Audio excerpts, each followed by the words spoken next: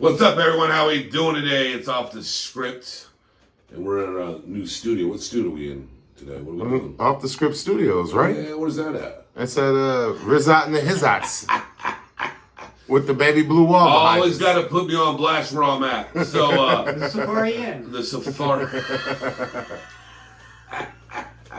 So, go ahead and click that like and subscribe button. And like I said, we're getting you new material out as much as possible now from all different kind of platforms. Hey, you know what's so crazy, bro, is that a lot of like very popular YouTubers and Instagram and TikTok and everybody that's doing well, they say they don't like to hear you ask for like and subscribes.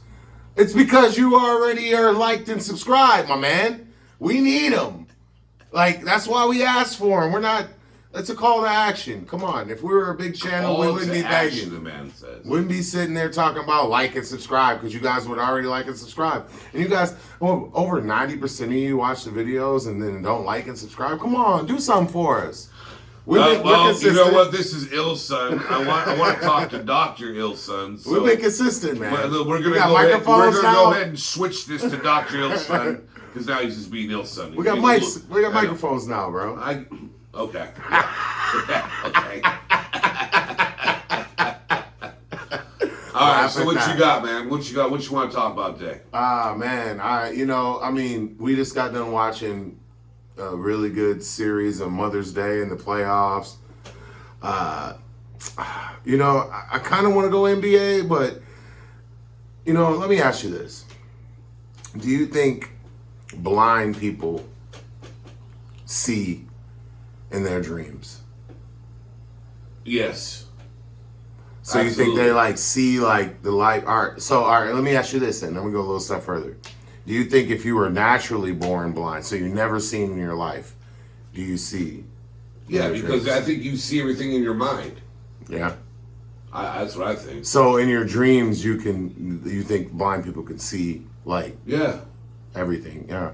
Where did you come up with that question at? I'm not gonna take credit for it. I heard it posed, but it made me think. Was it posed on a platform? It wasn't posed on a platform. Someone just was talking to you about it. In a book. In a book? Yeah, it was a book. So it's Dr. Ilson. So, bet you out there don't read books, do you?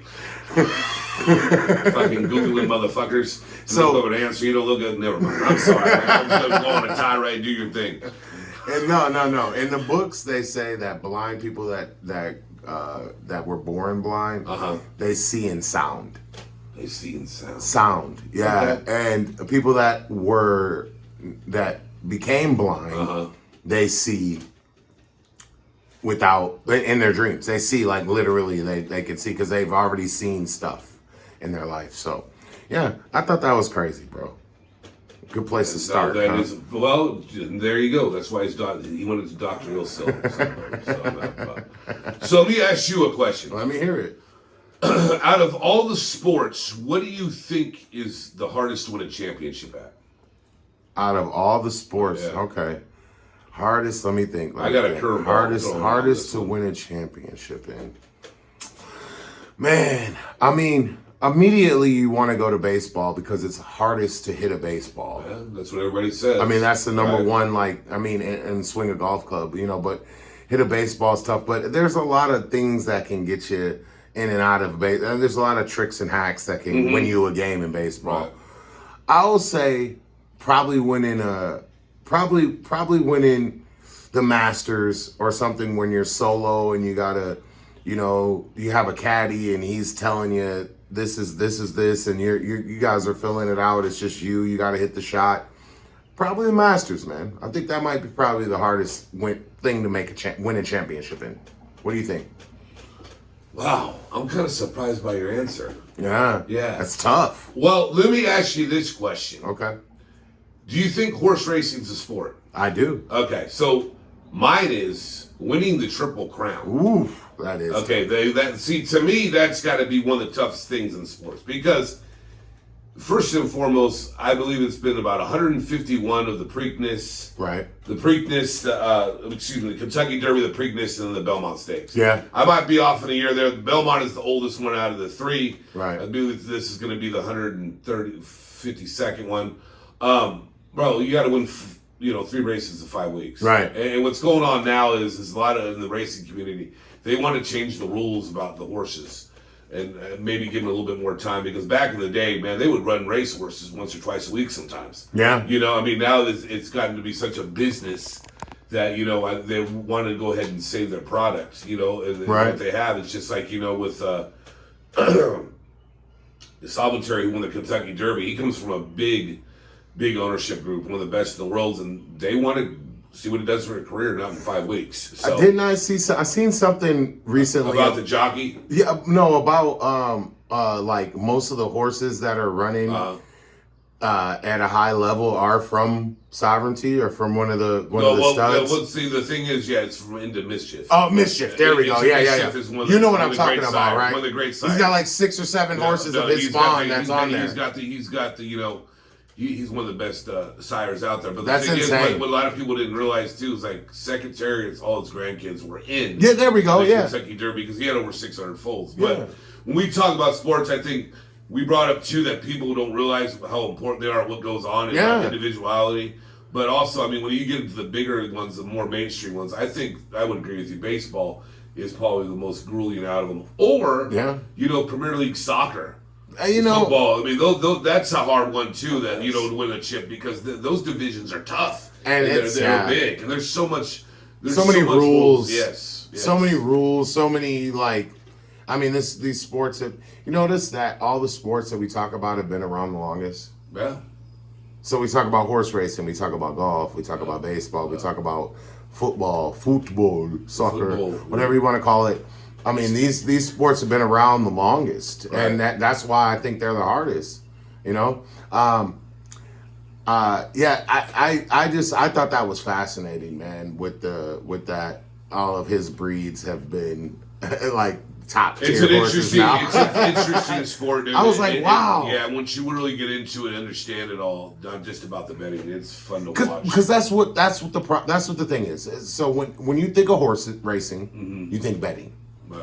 100%. So some people that are like gamblers that are like, oh no, I don't want to be a gambler. I don't want to. I don't want to go to the casino. I don't want to do all this bullshit. No, that's like. I get it, bro. But at the end of the day, do that shit again. Where did you get that voice from? I'll do this voice. I feel bad for this next generation, because think about it, bro. We grew up on numbers. We grew up on numbers, right? Right. Like numbers. You play your number. You win a certain amount of money. You put $5 in, you get 25 back if you win, and but the whole game. Think about now. You got these young kids. I literally, and I'm not gonna be too personal, but I know a 14-year-old boy that has 3 accounts, and he bets basketball, he bets football, and he's 14, crazy. and he's making money. Like literally, his account. He's like positive. Well, they say gambling now is bigger than people invest in the stock market. More people gamble than anything. It is, and think about in the next 10 years how this shit is going to be. Are you kidding me? I can't wait to see what happens. Well, the government's going to come in and take their little piece of. I'm surprised he hasn't done it yet. Yeah, but because it's so new. Right. But these kids, when they get 25, 30 years old, imagine Vegas is going to make a comeback, and. No, Vegas will not make a comeback, because Vegas will make a comeback because it's too expensive. That's why people aren't going there. There's no more comps. Yeah. They're not taking care of everything. Unless you're big. Dude, it's so expensive at these places, bro. Yeah. And it's out of control. So I don't think it's Vegas. I think Vegas, online betting. Yeah. Dude, why would you want to go to Vegas? I'm a man that when they bet, I want cash in hand always. But you can do it anywhere you want. Right. And not have to deal with a $25 bottle of water. Right. You know what I'm saying, dude? It's gotten to the point where it's gotten ridiculous. Let me ask you this question. And I want you to continue. But do they still give you free drinks when you're betting? Yeah. Okay. But you don't, that's why you. But you don't know what you're drinking. This but, is all what it is. Okay. So they like water it down. Oh, they can do whatever they want. I mean, I remember. I ain't been to Vegas in a long time, Right. but I remember when I went to Vegas that I was playing slots, and I know it's not good to play slots because you're just wasting your money. But I would play slots with my girl, and we would get free drinks, and we would just tip our server. So is that not? And you can smoke cigarettes in there still, right? yeah. Is that still all going? You can still do it. I haven't been in there in a long time. You've been there recently. Well, I went to recently. a shithole for the rare game. I went to a shithole casino because I didn't have a choice, and it was Right. It was pretty bad. Yeah, but it is insane. Online betting is like It's a new thing to do. it's like Ready Player One. Right. Like video games, online betting, all this stuff is going to be coming into fruition, and it's going to be insane to see, dude. And in the next 10 years, I swear these kids are gonna. That's gonna be like the new YouTube thing, right? Watch. It's gonna be new kids with a lot of money from 18 years old from betting online. Right. Right. That's definitely insane. I mean, we can't leave without talking a little bit about the playoffs right now, right? I have hello, to agree with you there, sir. I mean, I had a guy ask me 3 days, 2 or 3 days ago. He goes, "Hey man, who's gonna win the chip this year?" At that moment, Steph Curry wasn't hurt. Right. And I was like, they just had beat Minnesota, and I was like, oh man, the Warriors look serious. I don't trust in OKC.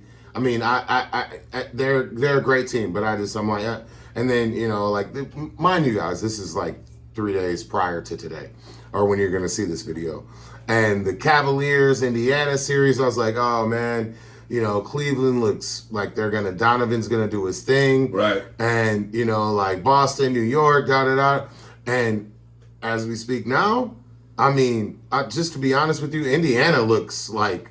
They do. Oh, like, what? They look like a good team right now. But I'll tell you what's funny. It's last Wednesday when we got done with the pod, and we showed up, and what game was it? Game 3? Who was it? It was the Nuggets. Oh yeah, this is game 2. Who was it? Nuggets. OKC. OKC, yeah. Bro, come on, man. I'm tired of seeing blowouts like that. Why are we watching blowouts? Yesterday, Mother's Day, Cleveland Cavaliers came into the Indiana Pacers gym and got blown off the floor. Torched. Like I didn't watch the game anymore. After the first quarter, it was over. No, I mean that's why I think when you get into basketball, I always just like to watch the finals because I hope those are good because there's still blowouts going on. There shouldn't be teams winning by 40 points, bro. The first round, I get, but now the second round, now, there shouldn't be no blowouts. Come on, man. I mean, I don't care how long. All right, so really, if you think about basketball, this is what it really is. It's a chess game. So like, teams are like, coaches will literally go into a game and be like, I'm gonna try this, and if it doesn't work, and we get blown out, then I got the next game to adjust, right? And because they've came up with this evil plan to, stop a superstar from scoring, 40 or whatnot. But like at the end of the day, man, it's like, to me, it's like every game you should be adjusting. Every minute of every game. Like if at halftime, it should be a whole adjustment. I don't like LeBron. Like I know that's why people bag on him a lot is because he gets in there and he's like, oh, the first game doesn't matter. LeBron's got to be up with the question somewhere, sometime, every time basketball's brought up. You're gonna agree. He's not in it. You're gonna agree. No, I'm not gonna agree, bro. You're gonna agree with this. Listen, you're gonna agree with this. Trust me. LeBron says the first game is a feel-out game and it doesn't matter. Right. I totally disagree. I think the first game sets the tone. I don't think it should be a fill-out game so that, I'm superior to the rest of you guys. So now, I could just feel you out the first game and then win the rest. Right. It's like, no, dude, you win every game. This is a dog fight, man. And, look, Ant Edwards is saying he's a legend killer. Wardell got hurt. Steph Curry got hurt. So it's like, look, if I'm watching the playoffs right now, Indiana looks like the best team in the playoffs. I'm not gonna disagree with you. So I'm excited to see. Hopefully, I won't see a bunch of blowouts, but we'll see. What'll be happening soon. We will see very soon. Got your old son over here. He should have been a spokesman for LeBron James as much as he brings him up. Jesus. LeBron is the greatest, one of the greatest players to ever play. Yep, I agree with you. So we got. I'm not going to disagree with you on that. And we talk a little bit. We talk sports. We got to talk. You don't talk about sports without talking about LeBron, especially basketball. But I think we should take us out of our YouTube segment and get into our Patreon segment. What you think about that, Joe? I think we could go ahead and run something real quick. That'd be fun. Yeah. So why don't you take us out of our YouTube, Instagram, and the rest, and then you guys go in to see the rest of this episode and where we're going to go, because we're going to talk about some ex-relationships and stuff that is a little too much for our YouTube channel and our Instagram and our TikToks. And go and follow us there. Hit us subscribe and show us some love on Patreon. You guys like watching us? Check it out. All right. Peace. Peace.